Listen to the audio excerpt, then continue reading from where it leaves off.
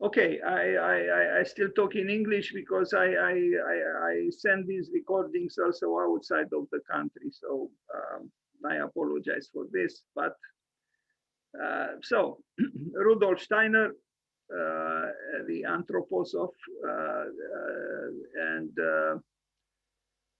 so he was more than 20 years older than Le Corbusier, and maybe it's not necessary, or I don't know how to say, to compare him with Le Corbusier, but it's kind of interesting that well, he died 3 years before Le Corbusier built Villa Savoie.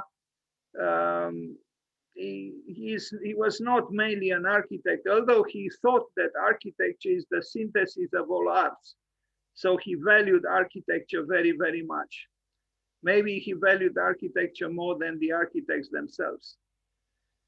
It looks like it. So Rudolf Joseph Lorenz Steiner was an Austrian philosopher, social reformer, architect, esotericist, and claimed clairvoyant. Steiner gained initial recognition at the end of the 19th century as a literary critic and published philosophical works, including The Philosophy of Freedom. At the beginning of the 20th century, he founded an esoteric spiritual movement, Anthroposophy, with roots in German idealist philosophy and theosophy. Other influences include Goethean science and Rosicrucianism.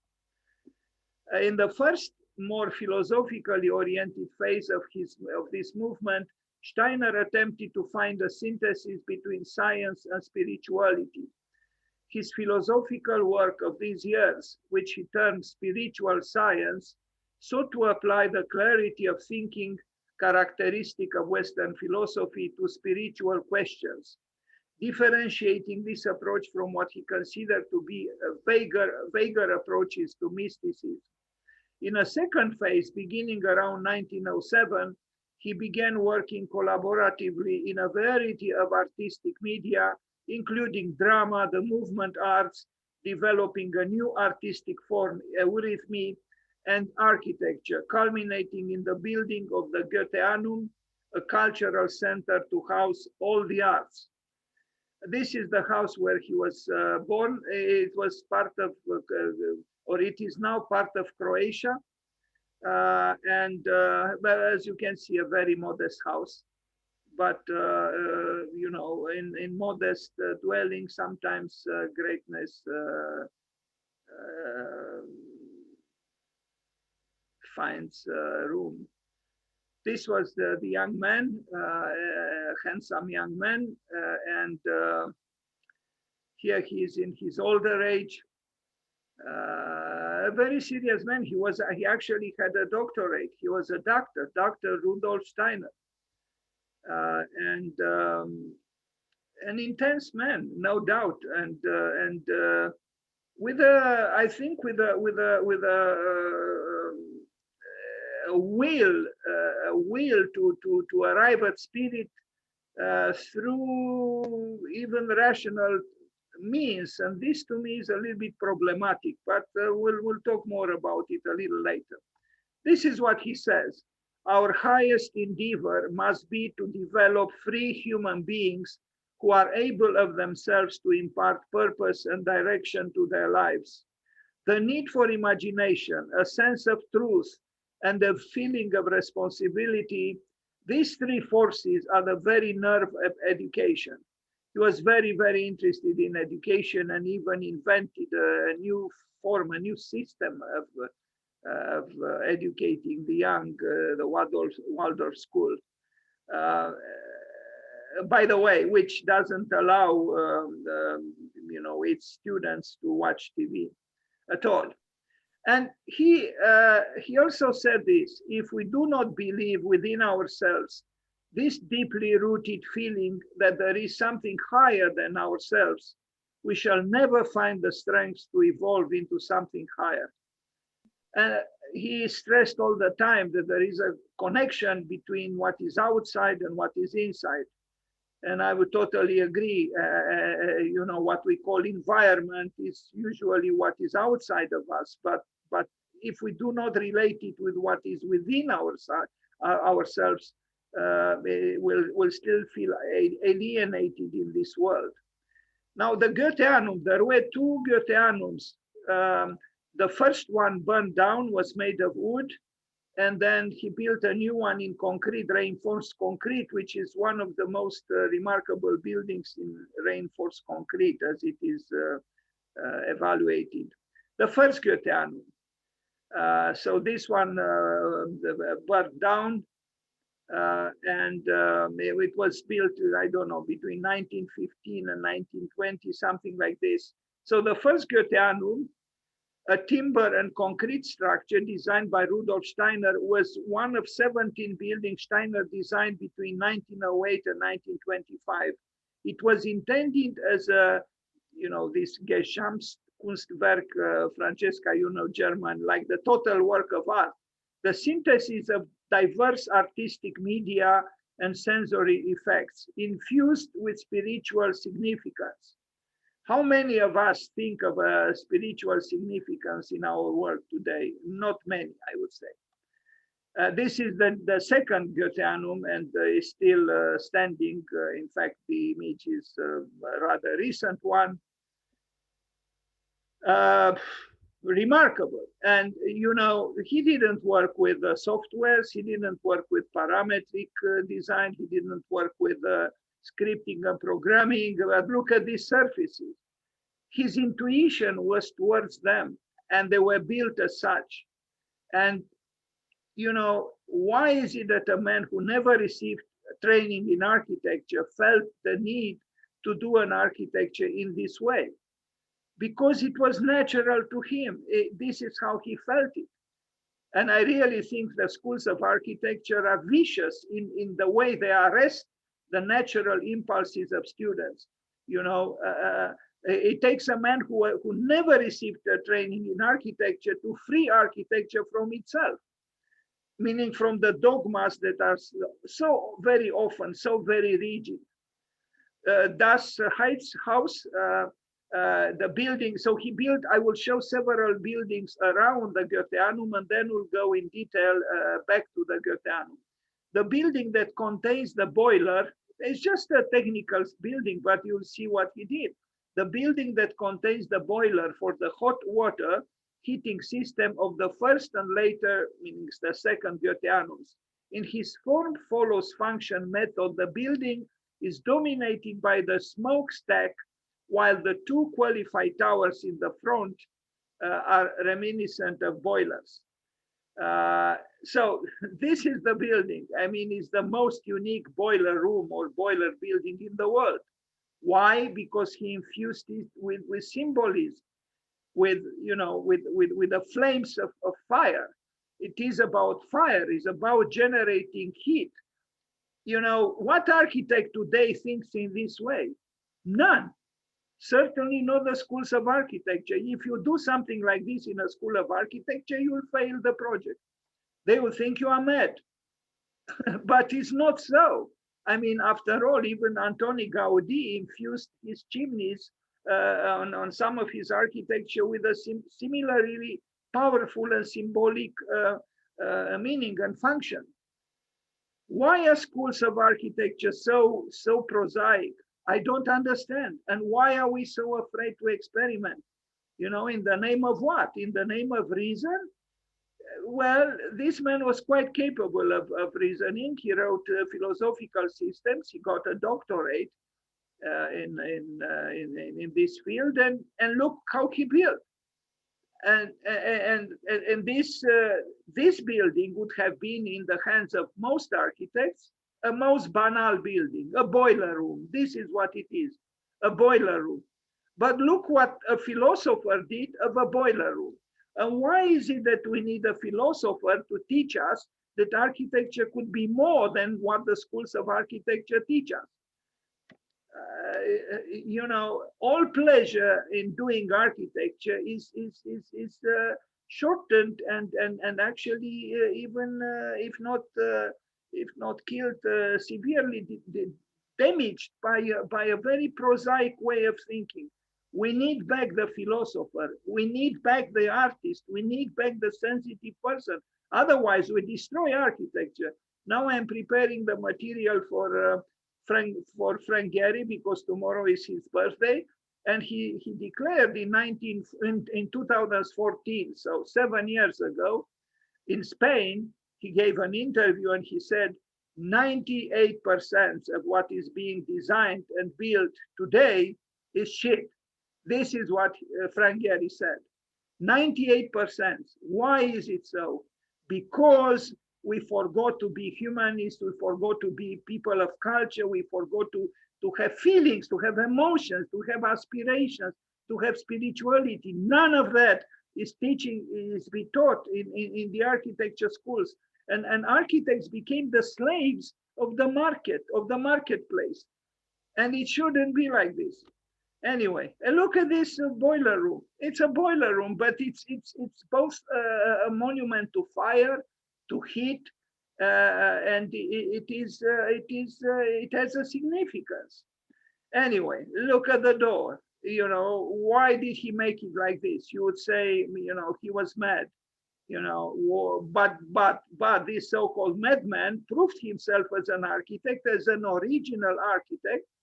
And he taught himself architecture. Nobody taught him architecture.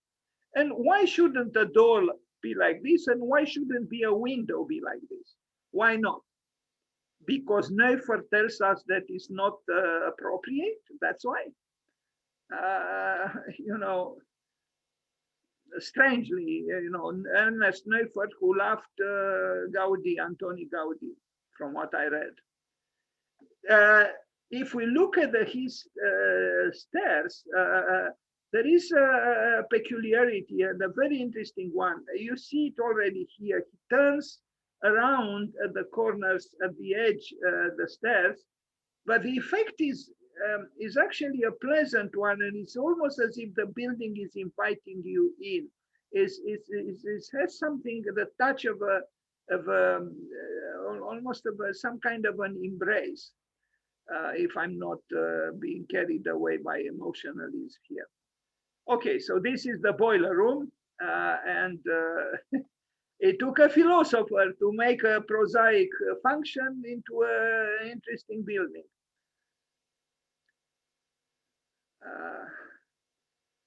This is the parapet of the stair within the boiler room. Even this is a creation. I never saw one like this done by an architect, and it makes sense. It's not illogical. It's not absurd. But it's interesting, you know, and it's simple. It's very simple. Again, it's a boiler room. The handrail of the stairs in Das Heights house. Now another house, Duldeck, it is called, on the same campus around the Goetheanum. Now is a campus, and it was intended to be a campus for the Anthroposophical Society. And they receive residencies. There is in Switzerland, in Dornach. This is the house that is named this way, the Duldeck. We'll see it in detail. And even this house I wouldn't say it's a house that easily forgettable, you know. It's interesting, you know, and it belongs somehow to, I don't know if Switzerland or Austria, or it belongs to Europe, in a certain part of Europe. The roofing is interesting, and it's the roofing that makes it special, but maybe not just the roofing. You know, Steiner did build in a very unique way, his way. And I asked myself, what made this man build in this way? What inspired him? Who taught him? It was within him. That's what it was. It was within him, and he as Stephen Hall said, if you have idealism in you, express it. He had idealism in him, and he expressed it. He valued architecture very much. I would say more than many architects, strangely, and it shows. It is shown in. I mean, you know, it took considerable effort to build, of course, to build just one building, and it takes considerable effort. for anyone, architect, designer, whatever. Here we have a philosopher who built 20 buildings. Look at this doorway, you know. I mean, everything is not, it's not too complicated, but look, even the stair has character, has its own personality, and the framing of the window also, of the door.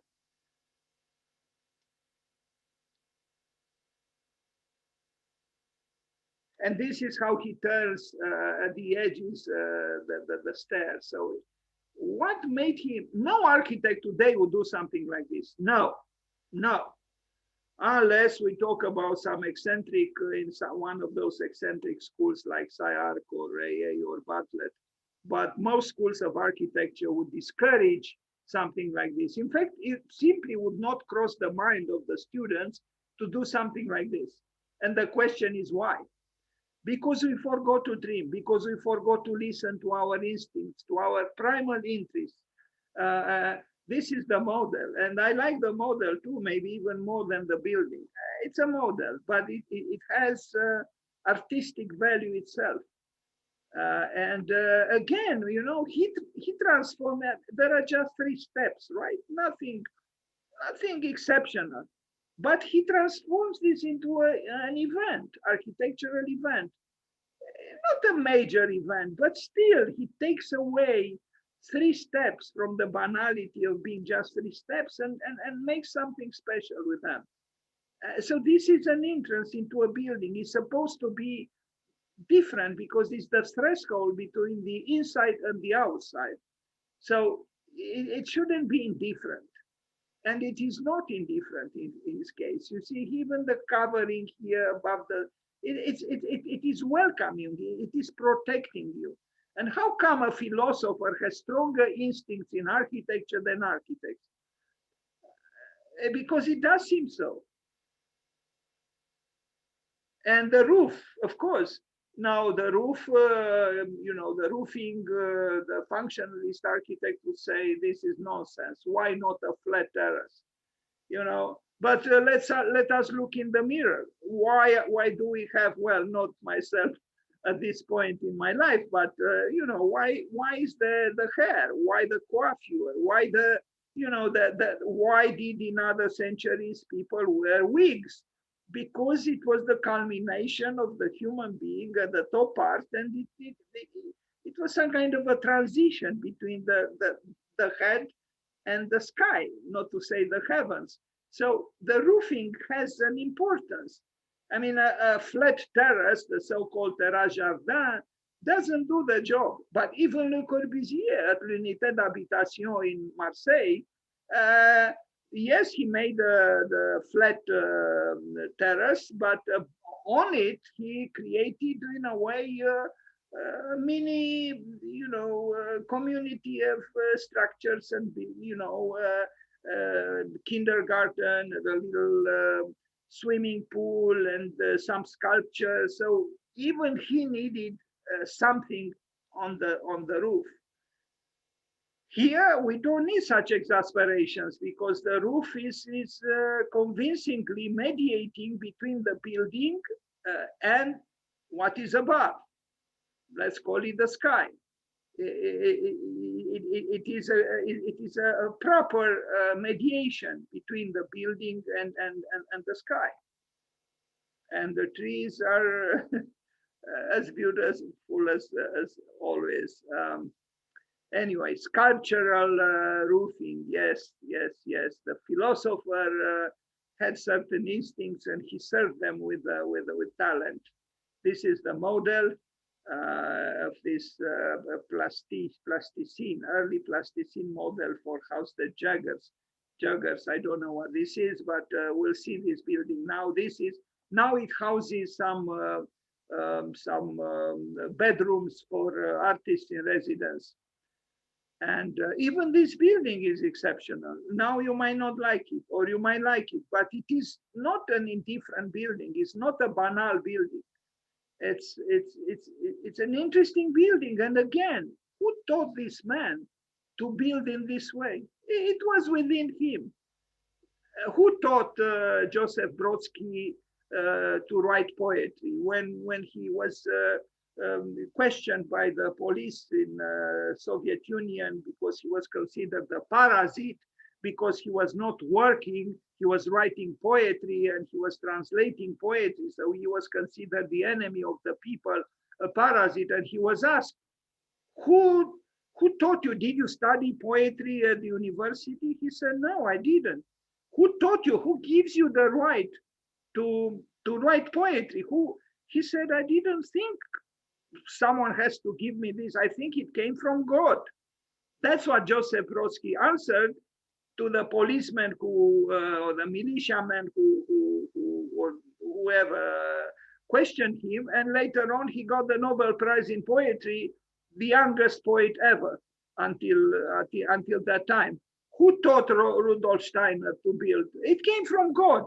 If we are to, remember what Joseph Brodsky said, you don't need to study in a university to write poetry if you have it within you. In the same way, Rudolf Steiner didn't need to study wherever how to build because it was within him. And again, you see, this is I only saw this in him, in his work, the way he curves a little bit on the edges, the stairs, and you see it here as well.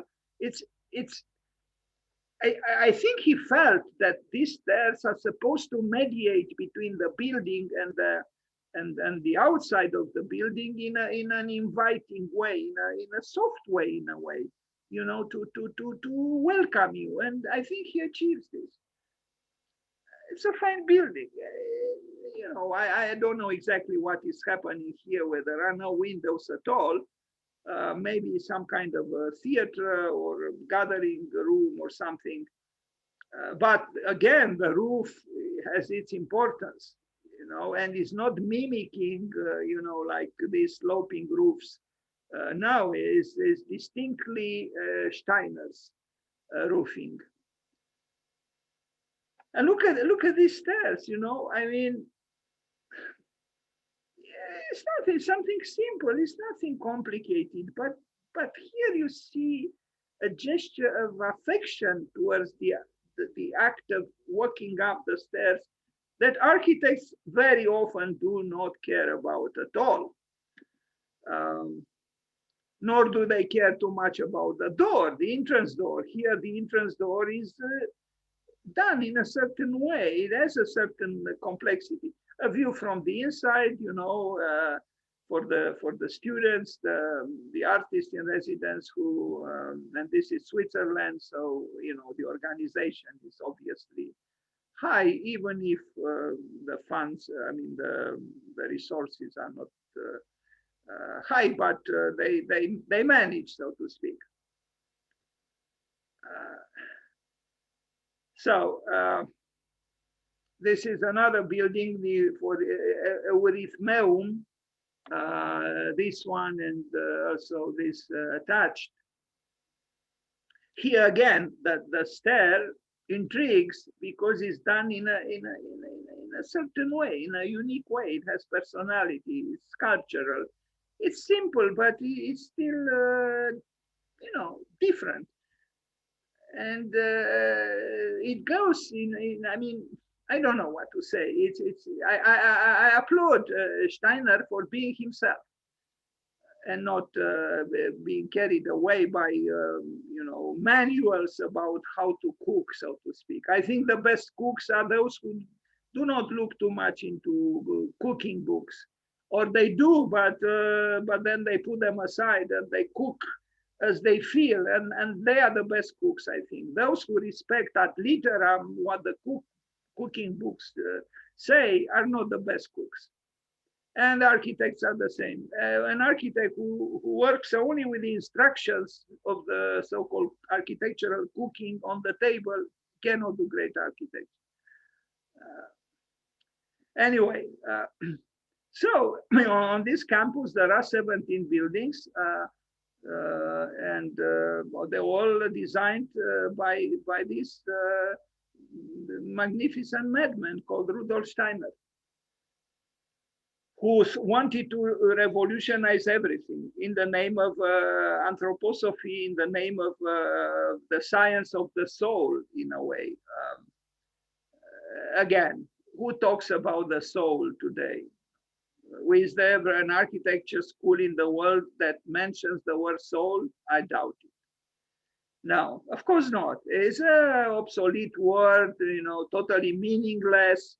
We are just cyborgs, right? We are cyborgs. We are rational mechanisms. We learn how to cook from cooking books and how to make architecture from the great book by Ernest Neufert. We have no emotions, no feelings, no soul, and no spirit, obviously. This is a building where they created the glass windows, the glass windows, the glass windows for the first Goetheanum. The art workshop where the glass windows, well, I guess, windows are usually made of glass. Anyway, for the first Goetheanum, where they were built. I mean, it's just a workshop. It could have been a building without any glory, but look what he built. And why should a workshop have no character at all? It does have a character, and it still exists. And look at the entrance. Again, why did he complicate himself? Well, could we have art without what is called a complication? No, I don't think we can. Now, the transformer house, I don't know exactly what this does. Is this building here, the bluish building, and here is the second Goetheanum, which still exists. But this is interesting too. I don't know what its function is. Again, some kind of a technical building, and it's not so small. But it has personality itself. I guess it has to do with electricity, because I see the wires, the electrical wires go in, and but again, this could have been just a pole or a box or something. No, it is a look at this, small details, small sophistications here. What can I say? The philosopher seems to know more about architecture than the architect. Goetheanum too. Now this is his major work. This is the climax, the apex of his architectonic oeuvre. And I have many pictures. Just with 5 minutes before 6 p.m. Bucharest time, I discovered the site with many pictures. So quickly I incorporated them, maybe not in the right order, and I apologize. So it is in Dornach, and all the other buildings gravitate like a submissive constellation around this central building. What is its function? Well, the name says it. It's about Goethe, Goetheanum. Steiner loved Goethe. He wrote about Goethe. He studied Goethe. And Goethe as a symbol of the enlightened European who attempted to unite in magnificent synthesis in intellectual fields, very diverse. He even had scientific preoccupations, and so did Steiner. So I imagine Goethe was like a guru, like a mentor for Steiner. So here we see the model. So this is the second Goetheanum that replaced the first one, which was built of wood.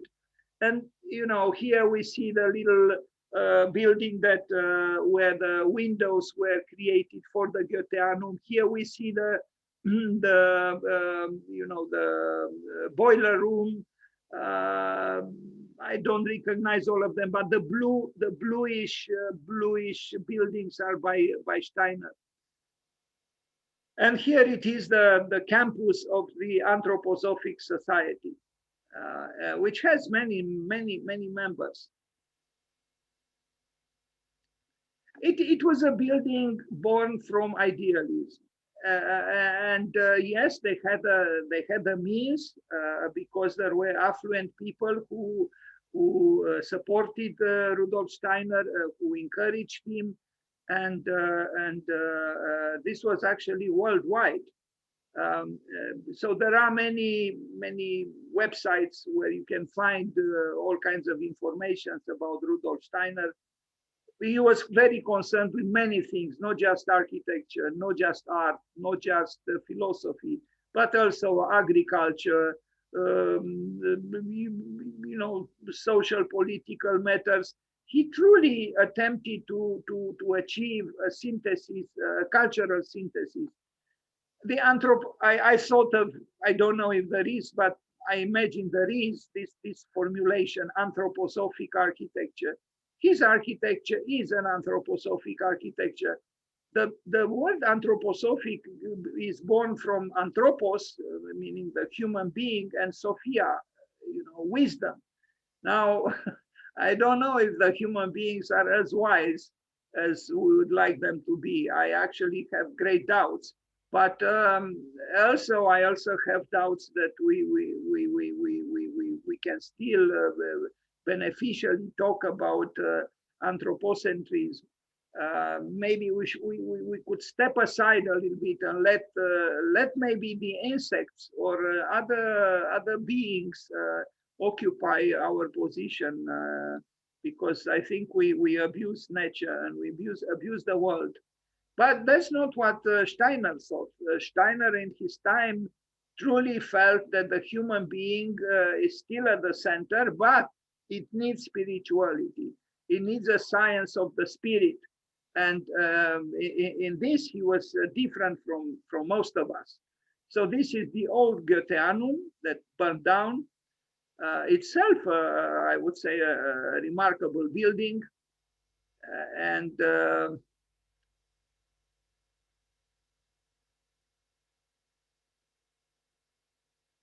I would say his architecture is some kind of a mixture between the Baroque and the Gothic, an interesting mixture and a difficult one.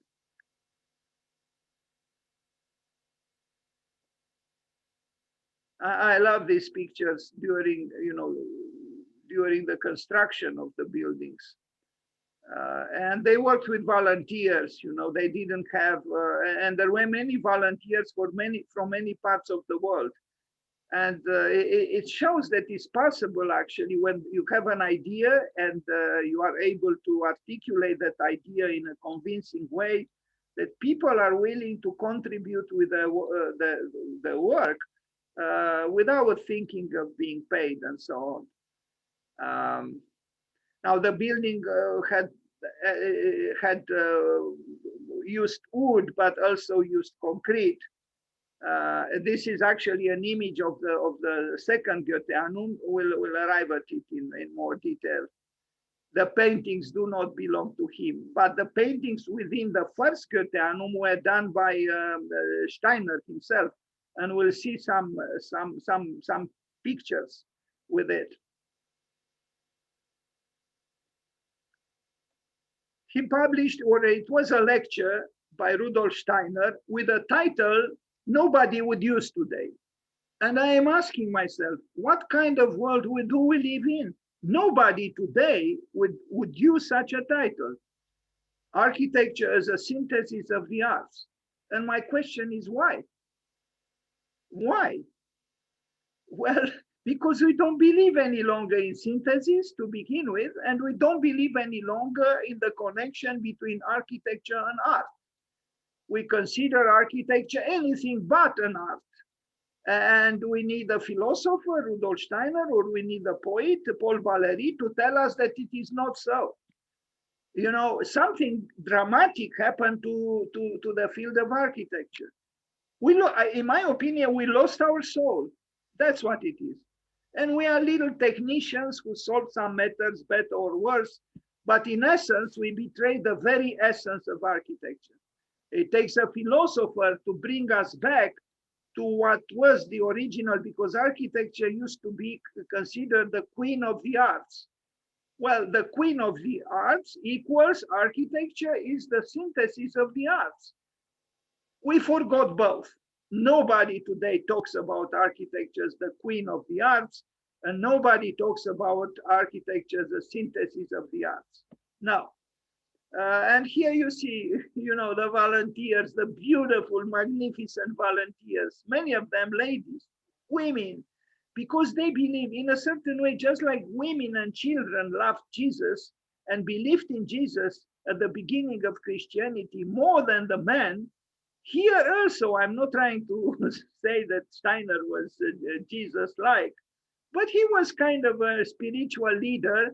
And again, the instincts of women were stronger than the instincts of men. Now there is here a man with a hat, and maybe there is another one, but most of these beautiful workers are women. And I think in the 21st century, we need a revolution coming from women, because they still have more powerful instincts than men. And those instincts should come to light. Here is the model of the Goetheanum, and here is the building, the second Goetheanum, and the final one. And, you know, Switzerland has it. And here you see, you know, the colony, you know, the building where the windows were made, the boiler room with its fantastic chimney, the big Goetheanum, and the building, it has a name, I forgot it, it starts with D, and then another building, which I don't know what it is.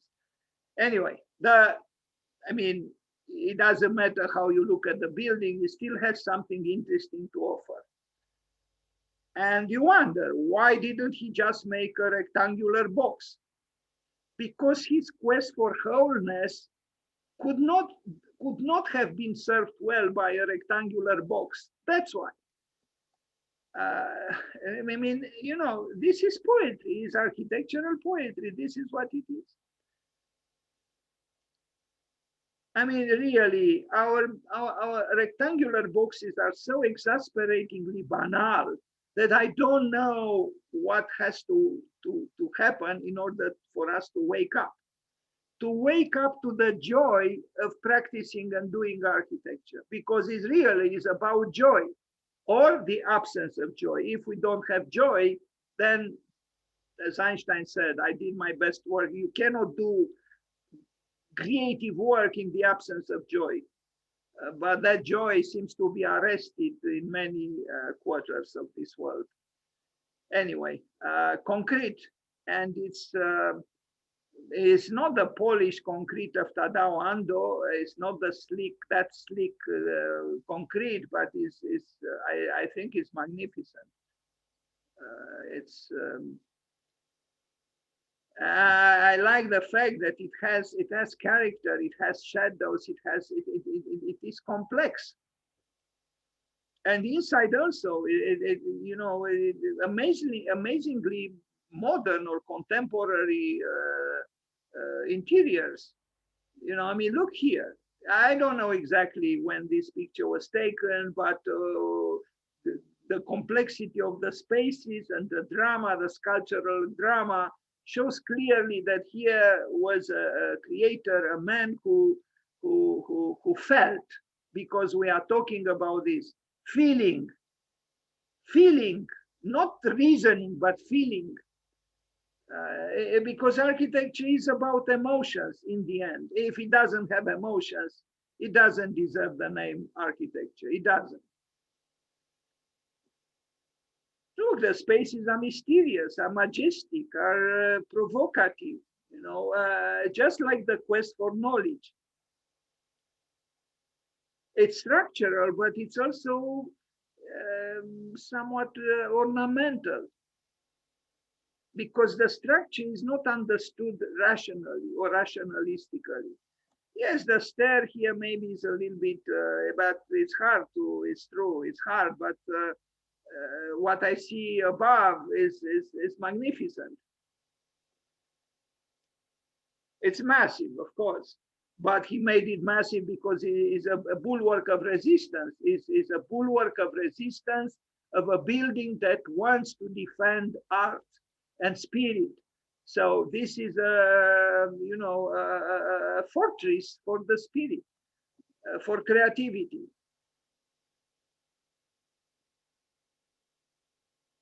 This was built 100 years ago. Now the construction continued until rather recently. There were all kinds of interventions within the building, but as a whole, and the exterior structure was built about 100 years ago.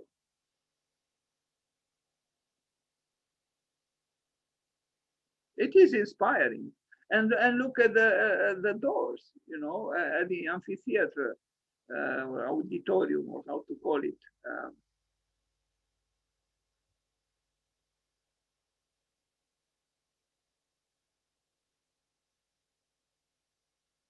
It was essentially the work of amateurs. The architect was an amateur. The builders were amateurs. They worked as volunteers. It's possible many of them had no training at all in architecture, only proving that the word amateur has actually a noble root. Amare, to love in Latin. It comes from love.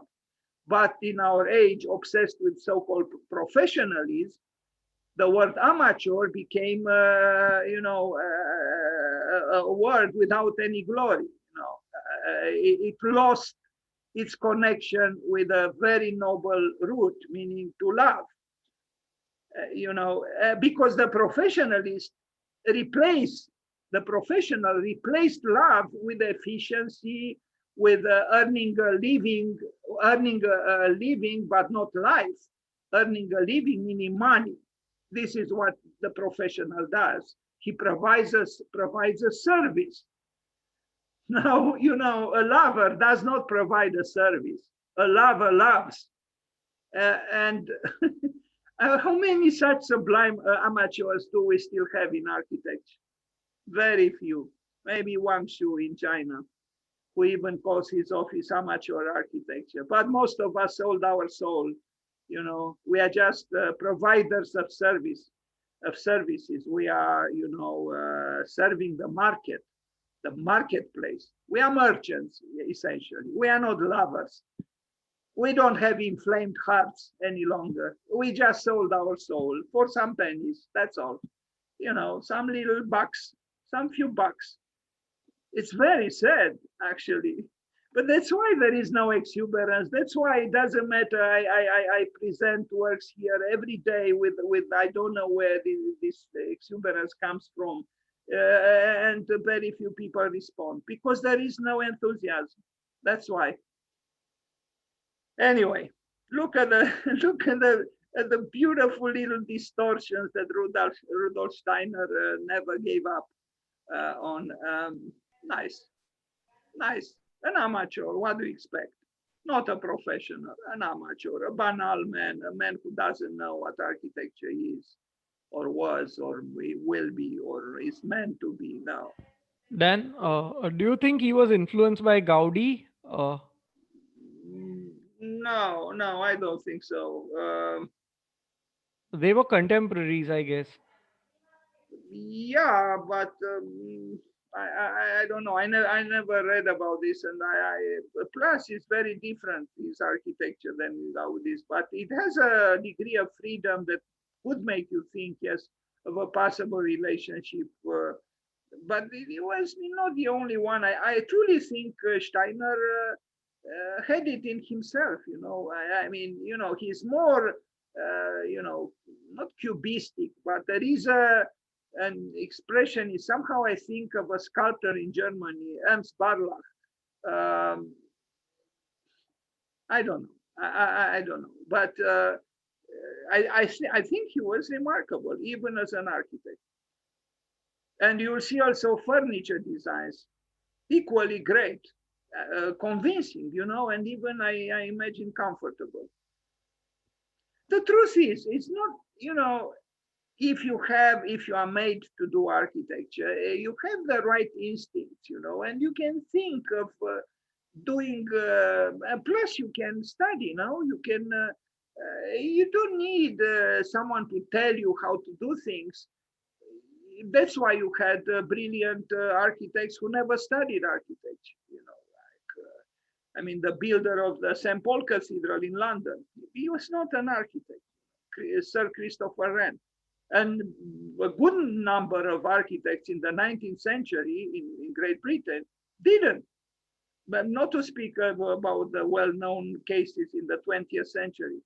I mean, how do you explain it that some of the most remarkable architects, almost the fathers of the modern movement, a good number of them, they didn't actually study architecture. Frank Lloyd Wright studied for less than 2 years in a technical school, like post, you know, not a college, you know, 2 years in a technical school, and engineering actually, not architecture.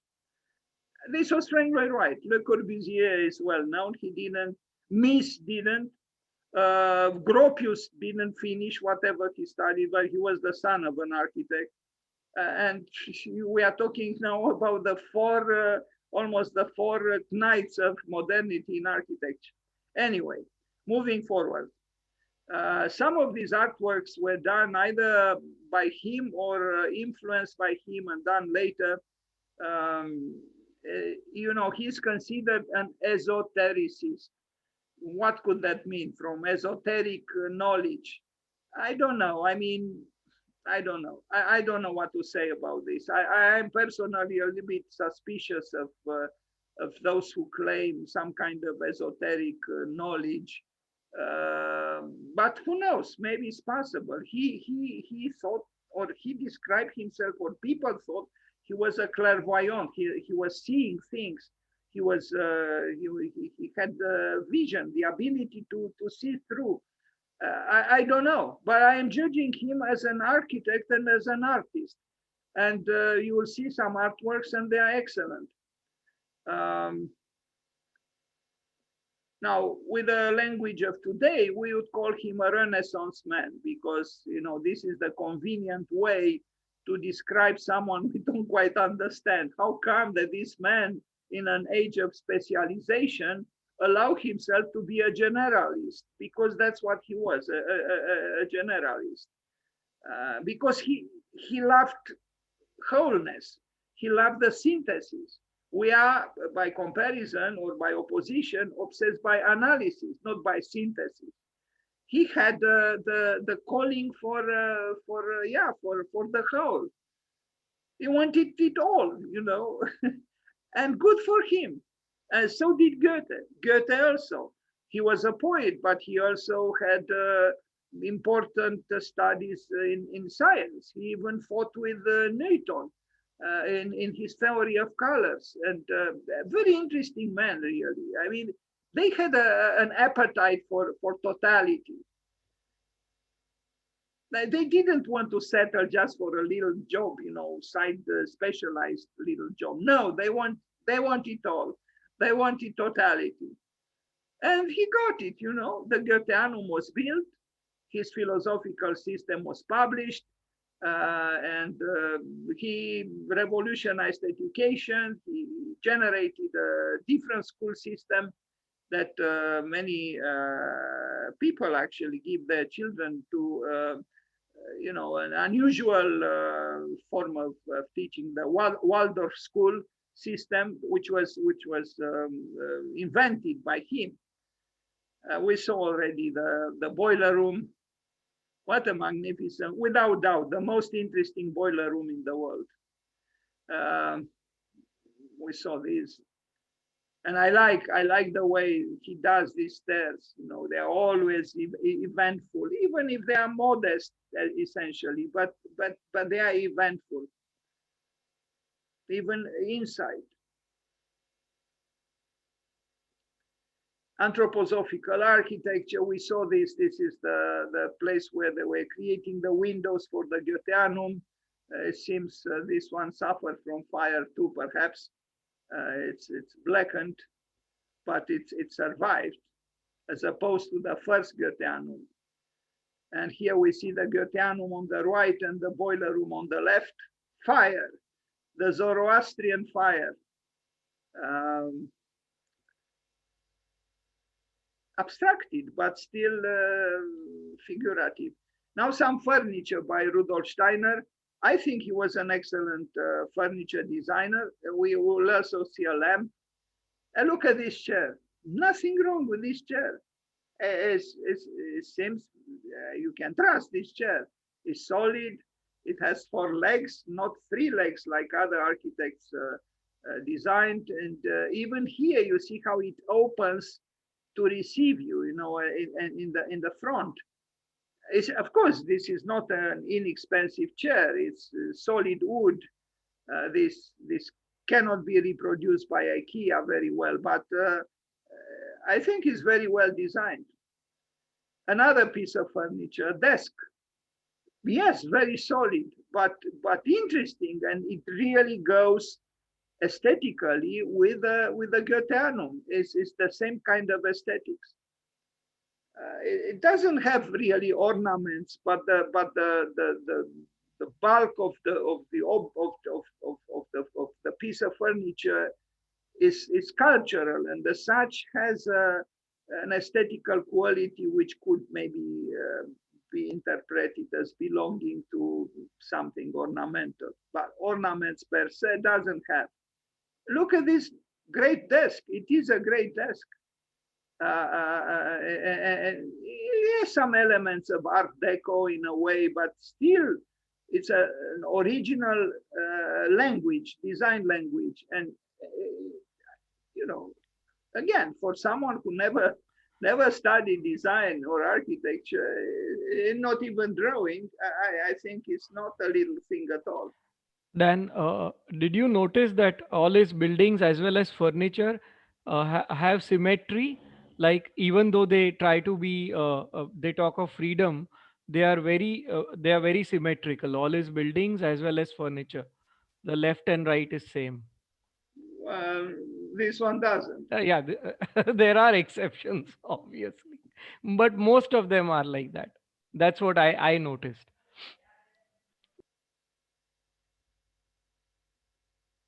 Nor are these. But yeah, some are, some aren't. But I don't think he's dogmatic. No, there is a solidity that both the buildings and the furnitures are solid. I mean, they are heavy. I imagine they are sculptural, and I guess this was his. This is what he liked. This is a lamp. Now this one is symmetrical, it's true. But when you have a concern with wholeness, with a sphere of totality, with cosmos, if I can say so, some symmetry is unavoidable, I would say. Another chair, but I don't know if this was done by him or was done after his death by other people. Anyway, this one seems sculpted, in solid wood. This cannot be mass produced very easily. Another desk, maybe a little bit narrow in the center, but still very interesting and yeah, convincing. Another chair by him, or I'm not sure if this is by him, because but anyway, it is influenced. If it's not by him, influenced by him. And I mean, again, this man didn't work with the T-square and the rectangle. I mean, look here, all the lines are, they make sense. There is order, but, he was not conditioned by the parallelism of the T-square. So here, artworks. Now we'll see some paintings by him, and then we'll end the presentation on him with a very beautiful, I would say, series called Blackboard Artworks. He drew during his lectures with chalk on blackboards, and they became very valued artworks now. So, his artworks have figurative elements. Unfortunately, they don't have color in these pictures, but I'll show some also with colors. This one was painted on the ceiling of the first Goetheanum. He painted it himself. So the philosopher wanted to be a total human being. He built furniture, he wrote, he published philosophical systems, he painted on the ceiling of the building he built. He wanted to do as much as possible to earn his life because in essence it's about this, to earn one's life, not to earn a living, which means only to earn. I'm not trying to say that that is easy, it's not. And even for me, it's very difficult to earn a living, but more important is to earn one's life. Earning a living doesn't mean you earn your life. It only means you earn some money, but from here to earn one's life is a long distance. He was, today we would call him a visionary. He had visions, but I don't know if that word explains anything. He was a thinker essentially and a mystic, but a mystic who wanted to bring to conscience his intuitions through reason, through the mind, through the workings of the mind, of his brain. Maybe here, I don't know. I personally have difficulties to do that, but maybe he was right. I understood that some very important artists sympathized with anthroposophy, like Andrei Tarkovsky, the great Russian film director, or Vasily Kandinsky, the great painter, and others. The power of thought pictures. Sorry about the Romanian language. These series I like very much. So he, during his lectures, he also drew, sometimes at least, on blackboards with colored chalk. And you will see some of these. And now there are exhibitions with all of them, and I'm happy that they were preserved. So a book was published, Blackboard Drawings, from 1919 to 1994. I think he died in 1925. Although he was ill, he continued to give lectures, and they are all conceptual lectures, so to speak. Knowledge of higher worlds. Who talk today about higher worlds? Certainly not the architect. The architect doesn't believe in the higher worlds. Gropius did believe, when in his manifesto in 1919, he did believe, but his followers didn't, and we don't. No architect today would talk about the higher world. Here they are, and nicely framed. So here it is a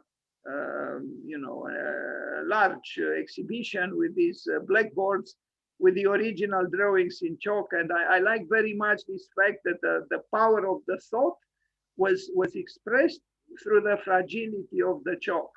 And I'm very glad they were preserved. And here you'll see some, his notations with words. You see 1923, arrows.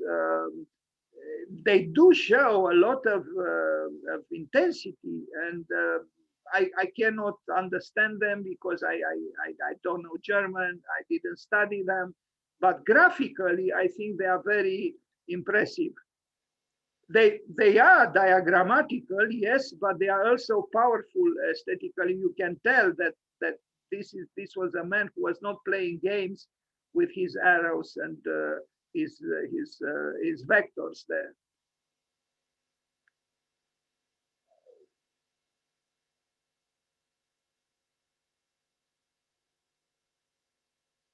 So it was the quest for totality. It was the quest for integrating the human being and himself, maybe starting with himself, within cosmos. So he fought against alienation. He fought against fragmentation. He wanted to connect. It was really about what Vincent Scully referred to when he used a small quotation from British writer Forster when he talked about Louis Kahn. Only connect. And I see the same thing here in the case of Rudolf Steiner. It is an attempt at connecting. Only connect. To connect everything, the low with the above, the left with the right, the man with the woman, the earth with the sky, to connect everything and to have this togetherness. And it's very, very hard, unfortunately, to achieve it. But I think we have, all of us, to try to attempt at least to move towards connecting. as much as possible, but a connection which does not erase our individualities.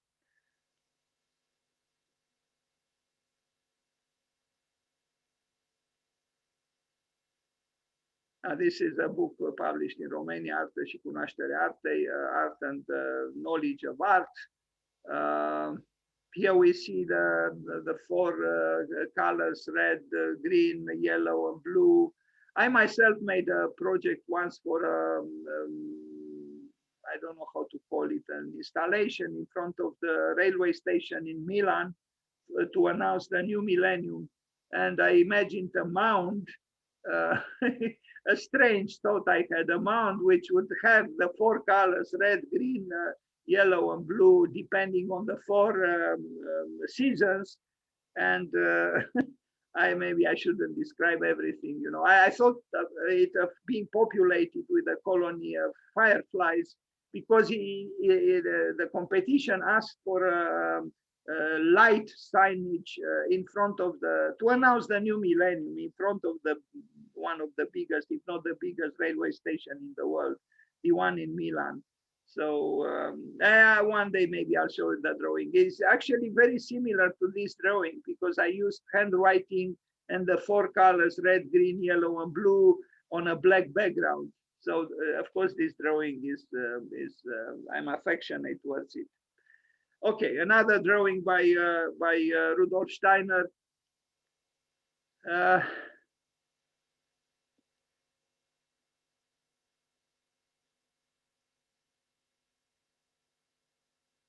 Yeah, he was cryptical, you know, he was an esotericist indeed. I mean, we see here notations which, if you don't know his system of thinking, you don't know what they represent.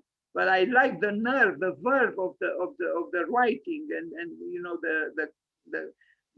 the colors and you know the arrows and the thunderbolts. It shows tension. It shows intensity. And he was not playing games, obviously. He was living intensely his ideas. The spiral, of course, had to be, or some kind of a spiral, it's not a circle. Anyway, I can feel that he was approaching the realm of essences, of principles.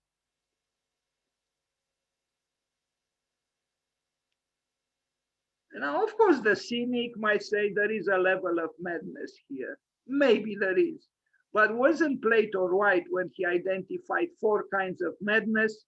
He said there are four kinds of madness: to be a prophet, to be a poet, to be in love, and to be clinically mad.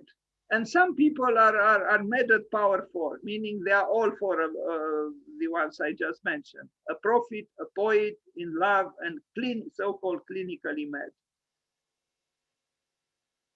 But I think we need such madmen in the world, really, because they may like life interesting, and they inspire, I would say. Kunst, art.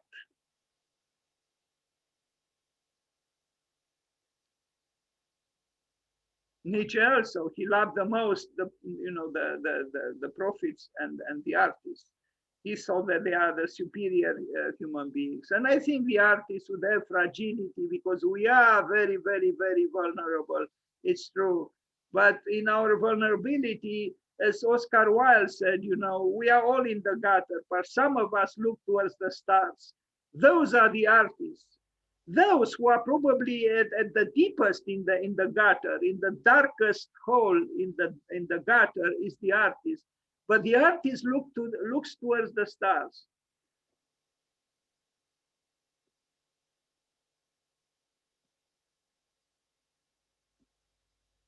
Bravo, Rudolf Steiner.